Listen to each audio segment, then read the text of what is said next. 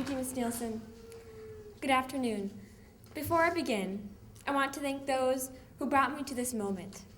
My parents, family, the example of my uncle, Monsignor Bob, teachers, and my graduating classmates.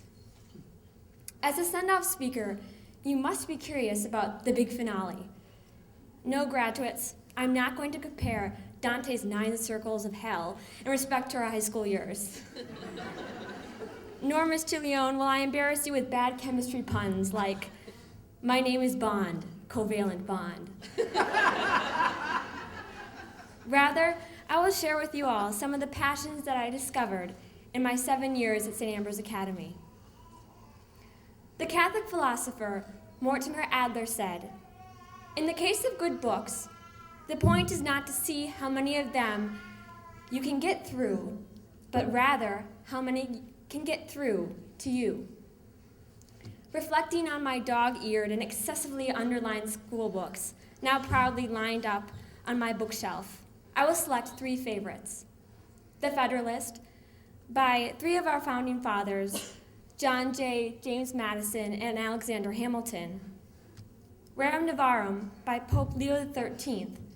And finally, In Memoriam, by Alfred Lord Tennyson. These writings changed me and present truths that we graduates can bring to a suffering and God-thirsty world.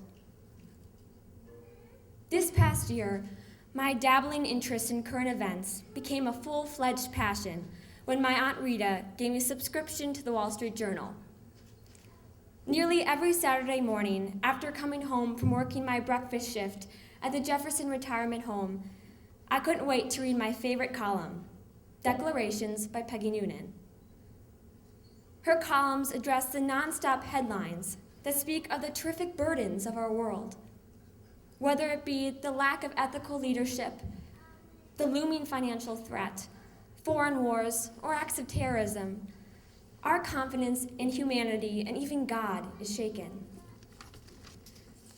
Pope Leo XIII, in his encyclical Rerum Novarum, spoke with poignant clarity to refute the prevalent socialist theory in 1891, a time that seemed marked by even more heartbreak than today.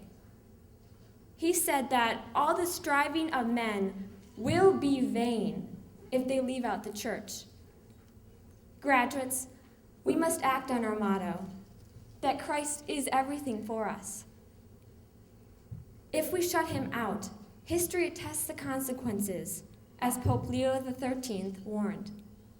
St. Therese of Lisieux, my confirmation saint, reminds us that without love, deeds, even the most brilliant, count as nothing. In my junior year, I encountered the next seminal work, The Federalist, a collection of papers which is a defense of our Constitution from our founding fathers who started this great experiment of America.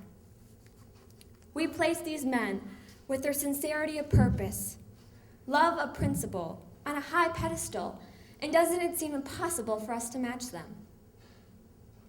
But graduates, our St. Ambrose curriculum that carried us from the Greeks to the modern age allows us to cherish and never take for granted what we have been given in this country.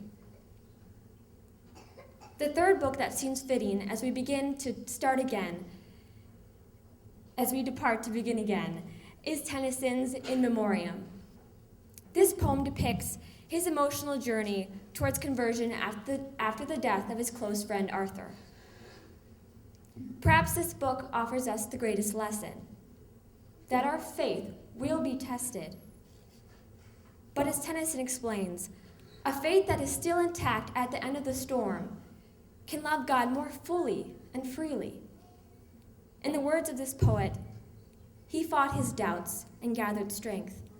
He would not make his judgment blind. He faced the specters of the mind. Thus he came at length to find a stronger faith, his own. And this brings me to my final point, that Tennyson's faith, the founding father's vision, and Pope Leo XIII's prophecy that man's social structures are doomed without an acknowledgement and inclusion of our Creator. We must bring this knowledge to the world and answer the question, How will I live my life as a gift to God? Fellow graduates, let us leave the sheltered alcove of St. Ambrose with the words of Thomas Jefferson. Adore God. Reverence and cherish your parents. Love your neighbor as yourself. Be just.